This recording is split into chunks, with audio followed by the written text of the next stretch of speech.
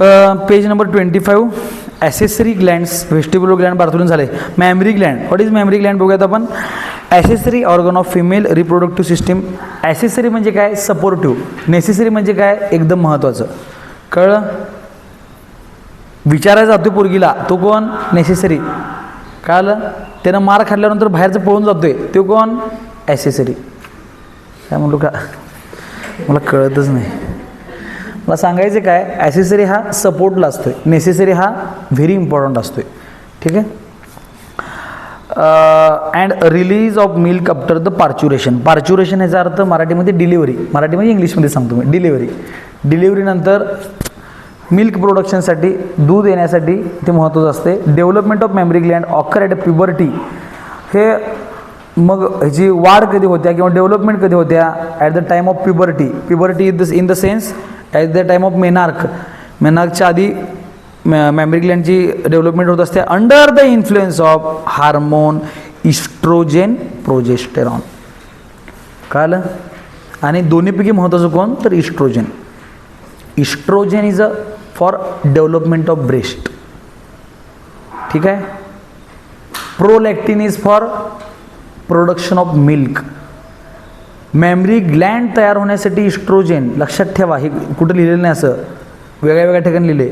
Memory gland तयार होण्यासाठी oestrogen. मी तुम्हाला कायम सांगितलं, इस्ट्रोजेन इज अ फिमेल आणि फिमेल इज इस्ट्रोजेन, हे कायम लक्षात ठेवा. समजलं. हां, मग फिमेल इज इस्ट्रोजन म्हणजे काय, फिमेलला ब्रेस्ट असलीच पाहिजे, ब्रेस्ट डेव्हलपमेंट झालीच पाहिजे, that is the oestrogen. Okay. आता सेकंड थिंग, मग मिल्क प्रोडक्शन व्हायला पाहिजेत, that is the hormone prolactin. कळलं. Lactin is the word arise from lactose. Lactose is a sugar arise in a milk. दुधामध्ये, आईच्या दुधामध्ये असलेला शुगरचा घटक आपण काय म्हणतोय, G for Parle, G for glucose. आणि साखरेचा दुसरा प्रकार जसा ग्लुकोज आहे तसा लॅक्टोज असतो. आणि हा कुठं असतो, आईच्या दुधामध्ये. And that is the prolactin. Lactose sugar तयार करायसाठी प्रोलॅक्टिन हार्मोन लागत असतो. कळलं. पहिला कोण झाला, दुसरा कोण झाला, हे प्रोलॅक्टिन सांगितलं मी तुम्हाला. कशासाठी, मिल्क प्रोडक्शनसाठी. आता एकदा मिल्क तयार झालं, आता बाहेर जायला पाहिजे ते. ॲट द टाईम ऑफ पार्च्युरेशन म्हणजे डिलिव्हरी झाल्यानंतर ते दूध जे आईच्या मॅमरी ग्लँडमध्ये तयार झाले ते बाहेर जायला पाहिजेत. And that is the under the influence of hormone oxytocin. काय काय सांगितलं मी तुम्हाला, 3 हार्मोन सांगितलं. पहिला ब्रेस्ट डेव्हलप होण्यासाठी इस्ट्रोजेन, दुसरं म्हटलं तर प्रोजेस्टेरॉन पण करते जरा सपोर्ट. मग मिल्क तयार व्हायला पाहिजेत, प्रोलॅक्टिन. मिल्क नुसतं तयार होऊन उपयोग आहे काय, ते बाहेर जायला पाहिजेत, बाळ जेव्हा बाहेर येईल आईच्या पोटातून.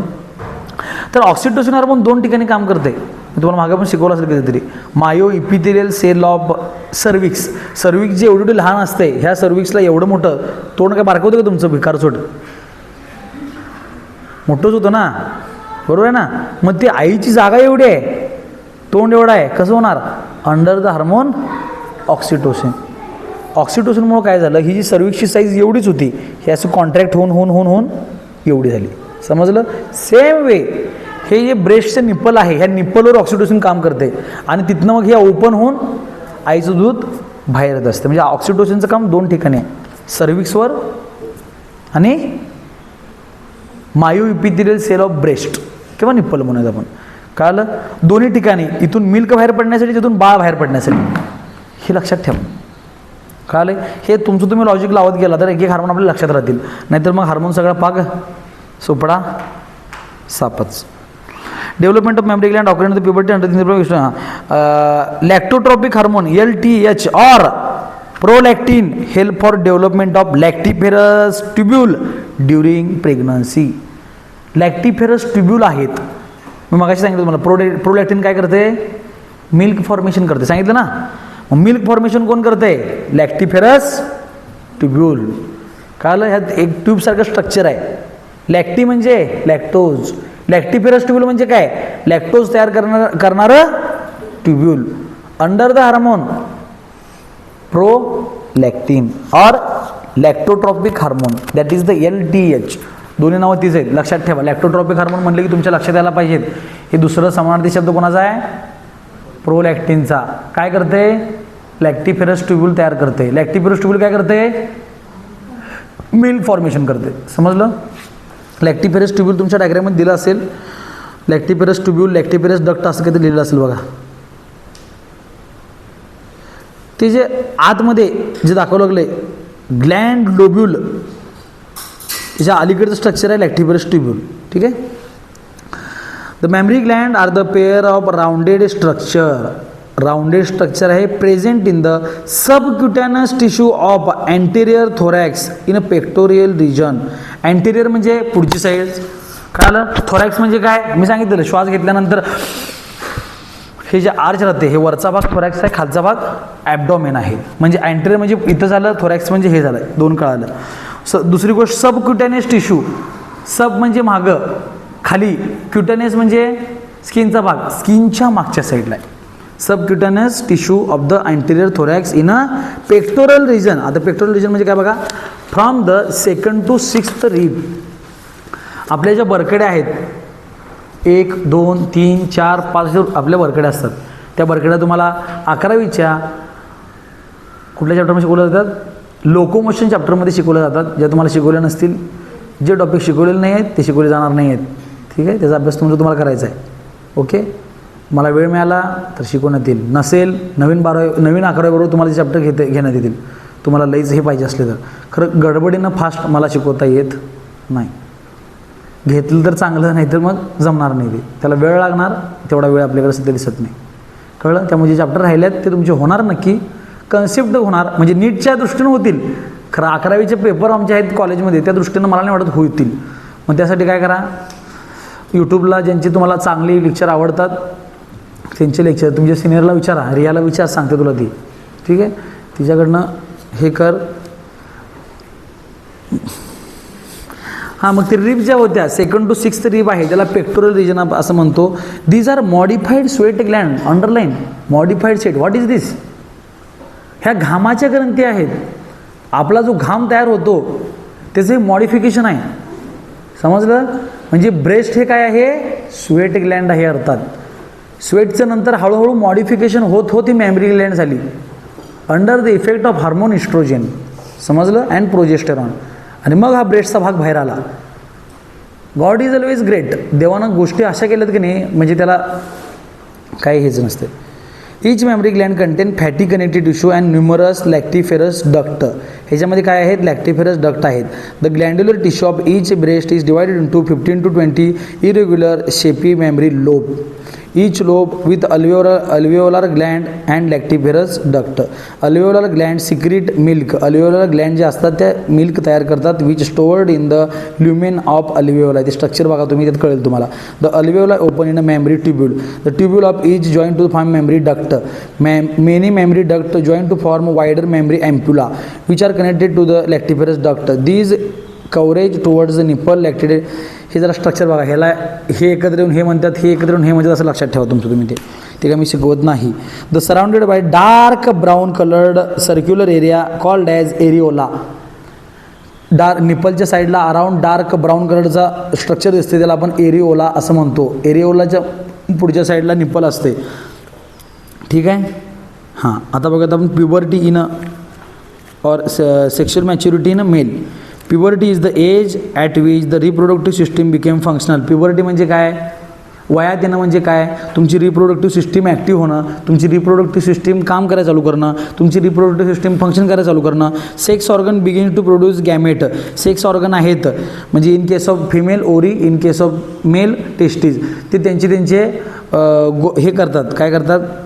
गॅमेट तयार करतात. गॅमेट म्हणजे काय? फिमेल गॅमेट आहे ओवम किंवा एग, आणि मेल गॅमेट आहे स्पर्म. मी तुम्हाला लय वेळा शिकवलं, हे मागची व्हिडिओ चाललेलंच आहे.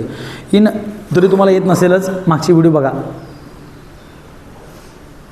तरी तुम्हाला येत नसेलच. मेल गॅमेट काय?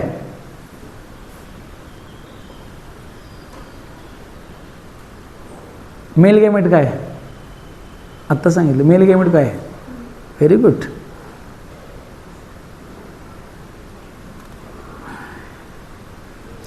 मेल सेक्स ऑर्गन काय? मेल सेक्स ऑर्गन काय? फिमेल सेक्स ऑर्गन काय? फिमेल गोनॅड काय? Very good. मला लई ती चांगलं शिकवता, उगाच वाटते मला असं. हां, मेल ग्रोनर काय? Very good. मेल ऑर्गन काय? टेस्टीज. सांगितले की बाळ, असं करू नका की जराच. Under the influence of testosterone, hormone testosterone मी तुम्हाला शिकवलं आहे. The secondary sexual character appear there for it remain functional throughout the life. आणि एकदा टेस्टेस्टरॉन चालू झालं की सेकंडरी सेक्शुअल कॅरेक्टर दिसायला चालू होतात. प्युबिक हेअर, ॲक्झिलरी हेअर, हे हॉर्सनिंग ऑफ व्हॉइस, मी सांगितलेलं तुम्हाला ह्या गोष्ट.